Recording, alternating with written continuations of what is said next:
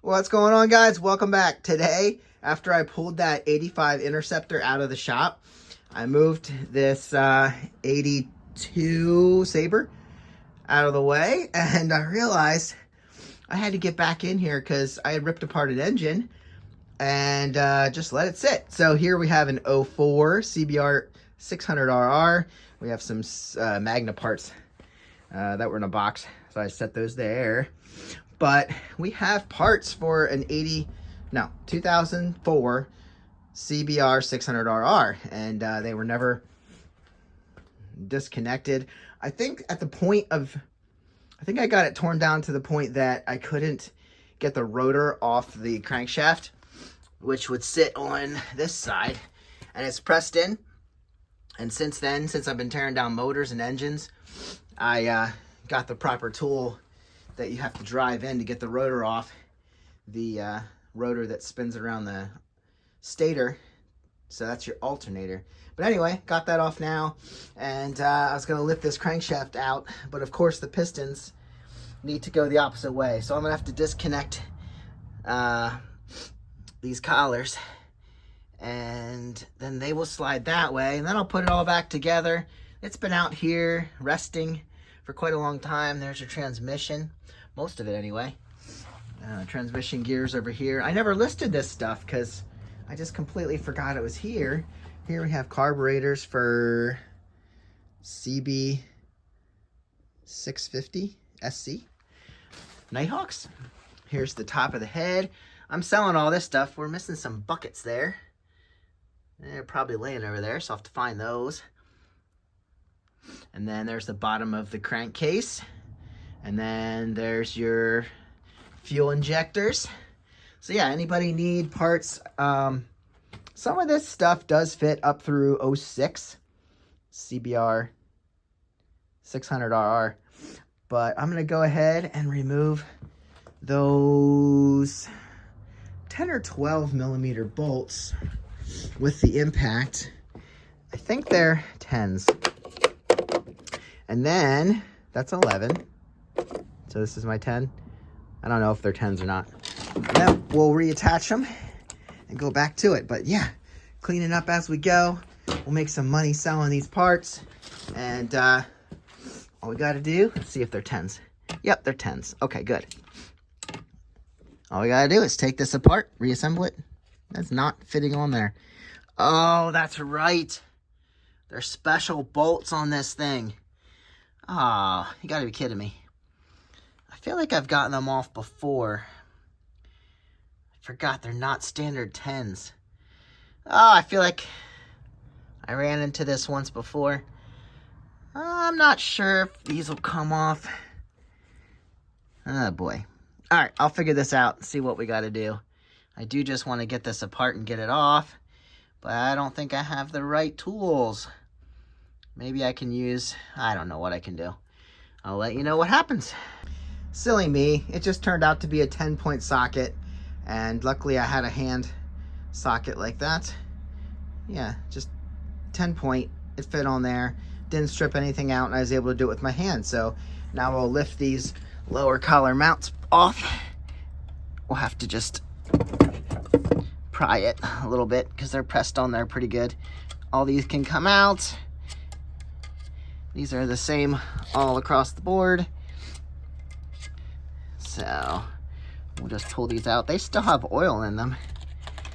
This stuff remains well oiled even into retirement. Here's our crankcase. Like I said, pretty cleaned off. These bolts are still well oiled. So there's our, I say crankcase, that's our crankshaft. You can see 04, 03 CBR600RR. See the counter steps there. So this thing's spinning at whatever RPMs you have it at. I was just talking to my kid about this the other day.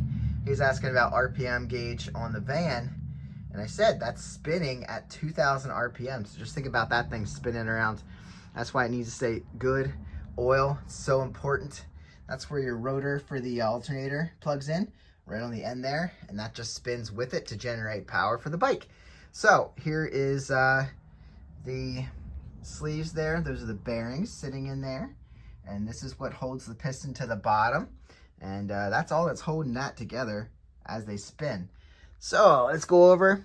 I can't remember if it's all engines or just this one.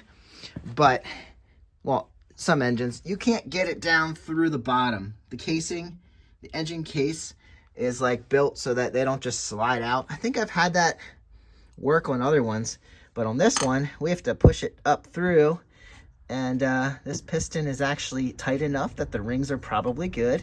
So once I push this out, it's probably gonna fall at me. See if I can keep it from going on the floor. I'm just pushing from the bottom. Now it's got some force, but see, she's moving freely. This is your piston going up and down. I got to get a running start. Let's try. Wait. Ow. Okay. Well, I'm going to work on pushing these up. See if they're all free, moving. That one needs a little encouragement. They're like down as far as they can go on the bottom. So yeah, I'm going to work on getting all these pushed up through. They will not, like I said, slide down through the bottom of the case. They haven't been oiled in a long time. I could spray some oil or something in there, some lube, to help them go up quicker and easier. But at this point, see, there we are. Piston rod there.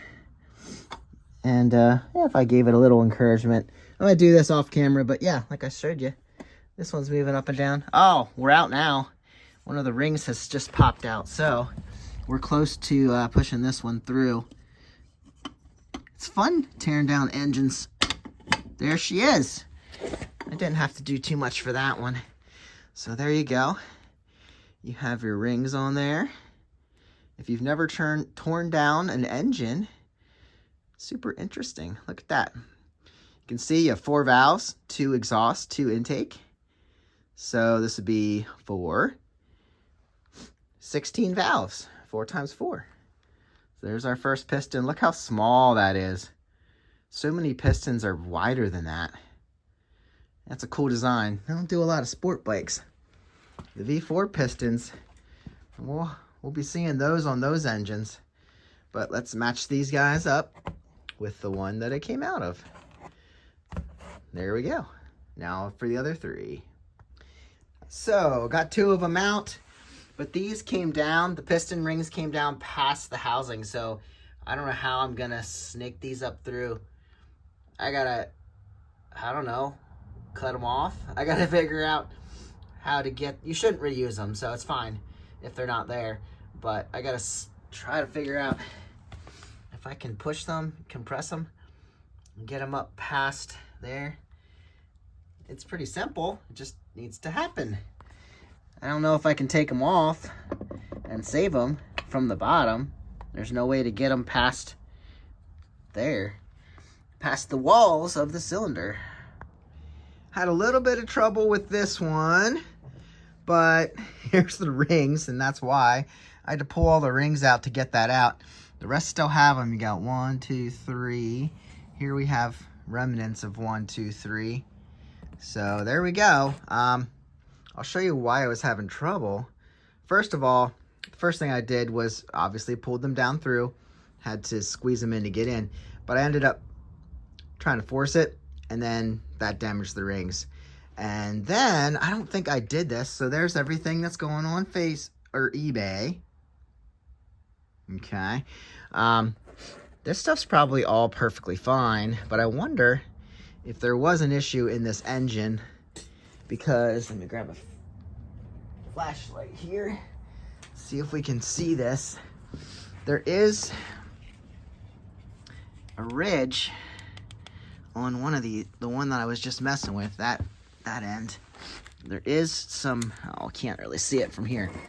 Which one was it? This one? Oh yeah, you can see it. There's some scoring on the inside of that guy, and that wouldn't let me pass that. So all the other ones are pretty smooth. That one would need polished, but you know, it's a case. Might not sell that way, but you know, we'll get the transmission out of it and keep on keeping on. But We got the crankshaft, we got the pistons, we got the connecting rods, and everything ready to be listed. So guys, that's all I really have today on the CB600RR 2003, 2004. This does fit 2005 and 6. And then I guess the pistons do too. So I will see you in the next one. Get out and ride or rescue parts from your engine. I'll see you later. Have a great day.